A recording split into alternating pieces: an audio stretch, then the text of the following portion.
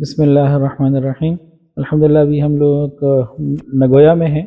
Japan का एक शहर है जहाँ बहुत सारी गाड़ियों के यार्ड्स हैं। एक गाड़ी के यार्ड में हम बैठे हैं, हमारे मेज़बान हैं तो भाई वक़ास साहब, बड़ी मोहब्बत से खिलाया पिलाया आपने घर में रखा हुआ है। तो इनका माशाल्लाह अच्छा बड़ा यार्ड है। और ये यहाँ से कहाँ कहाँ सामान सेल करते हैं, तो ये ज़रा बताइएगा जी। गाड़ियों के हवाले से कुछ थोड़ी सी, जी हो सकता है पाकिस्तान से आपको ऑर्डर आ जाए। जी। अच्छा, तो हमारा तो अल्हम्दुलिल्लाह ज़्यादातर जो काम है यहाँ से वो साउथ अफ्रीका का है। और अफ्रीका के और भी मुल्क हैं, और लेकिन उसमें मेनली जो हम काम करते हैं वो साउथ अफ्रीका का है। इसके अलावा पाकिस्तान का भी किसी हद तक हम काम करते हैं। और बाकी इसके अलावा किसी भी मुल्क से कोई भी ऑर्डर होता है तो फिर वो भी हम करते हैं। यहाँ पे हम अपना भी काम करते हैं, और कुछ लोगों की जो गाड़ियाँ होती हैं, कंटेनर होते हैं, हम वो भी लोगों के भी करते हैं। और ऑस्ट्रेलिया का भी तो है। जी, ऑस्ट्रेलिया का भी है, इंग्लैंड का भी है। ये जो जो मतलब है, इन मुल्कों में हम इतना मेनली काम जो हमारा बेसिक बड़ा काम है वो हमारा साउथ अफ्रीका का है। और वहाँ इसमें आपका शोरूम है अपना? ये वहाँ पे अपना सेटअप है।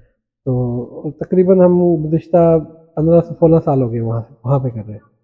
बाकी ऑस्ट्रेलिया में भी करते हैं वक्तन वक्तन, लेकिन वहाँ पे जो हम जितना भी काम करते हैं वो ऑर्डर पे होता है। वहाँ के जो हमारे कस्टमर जो हम पे अप्रोच करते हैं डायरेक्टली, तो वो हम उनको करते हैं। अच्छा, मेरा सवाल ये है कि पाकिस्तान से कोई आदमी काम करना चाहे जिसके बाद बहुत ज़्यादा इन्वेस्टमेंट ना हो, 2 3 4 गाड़ियों की इन्वेस्टमेंट करें, आप उसको क्या मशवरा देते हैं? वो आपसे रब्ता करे तो कैसे करें, या मतलब उसको जापान से गाड़ी का काम करना चाहिए नहीं करना चाहिए, जिसका शोरूम ना हो, बस अपने सर्कल में बेचे, घर से बेचे या ऑनलाइन सेल करे? उसमें तो हज़रत मेरा तो ज़ाती ख़्याल ये है कि पाकिस्तान में काम करने के लिए उसके पास एक्सपीरियंस होना लाज़मी है। और अगर उसका एक्सपीरियंस नहीं है तो वो स्टार्टिंग में वो सिर्फ छोटी गाड़ी का काम कर सकता है। और उसमें भी वो गाड़ी जो पाकिस्तान में इस वक्त जो 660 सीसी गाड़ी है, तो 30 लाख तक जो इस वक्त कॉस्ट कर रही है, उसके मुताबिक अगर कोई काम करेगा तो शायद उसको उसमें कुछ ना कुछ बचत बचत हो जाए। यानी कि जो 30 लाख रुपए की गाड़ी है, वैसे एक रफली आइडिया मैं आपको बताता हूँ। पाकिस्तान में इस वक्त जो काम चल रहा है वो 30 से 35 लाख रुपए की जो गाड़ी है उसका काम है। और 30 32 लाख रुपए की जो गाड़ी है वो 35 लाख रुपए में सेल होती है।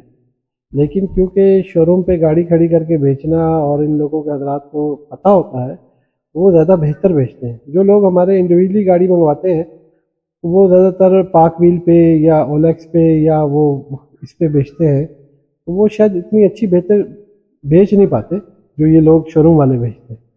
तो इसमें कबाहत नहीं है कि आप एक दो गाड़ियाँ मंगवा लो और एक दो गाड़ियाँ करके उसमें चेक कर ले, तो इसमें कोई इतना नुकसान नहीं। गाड़ियों के बहरहाल एक है, इसमें नुकसान नहीं है, फ़ायदा है ही है। देखिए, आपने शोरूम का कहा, शोरूम हर आदमी के लिए बनाना मुश्किल है और उसके एक्सपेंस भी हैं, बहुत से लोग मसरूफ़ भी होते हैं, उसको ले नहीं सकते। तो अगर कोई इस तरीके से गाड़ी मंगवाए कि 2 3 गाड़ियाँ यहाँ से मंगवा के रख ली और उसके बाद पाकव्हील के ज़रिए से सेल हो गई, तो उसका माना किचन चलता रहे, तो इस हवाले से आप क्या कहते हैं? बस अभी असल में पाकिस्तान में गाड़ियों का काम करना बड़ा थोड़ा सा ना अभी महंगा काम है। यानी आप 3 गाड़ियाँ मंगाओ, आपका 1 करोड़ रुपया लगता है। यानी मिनिमम जो आप एक गाड़ी मंगवाते हो वो 30 लाख रुपए की पड़ती है, कुछ भी कर लें आपको 30 लाख की पड़ेगी। और 1 करोड़ रुपया अगर आपको एक गाड़ियों के कामों में अगर आपको चाहिए, और इतना ही आपको एक्स्ट्रा चाहिए, क्योंकि अगर आपने वो 3 गाड़ियाँ मंगवा के खड़ी की और अभी बिक नहीं रही, तो आप अगर जब तक आप आपके पास बैकअप में 1 करोड़ रुपया और नहीं होगा, तो आप वो आपका वो सर्कल चल नहीं पाएगा।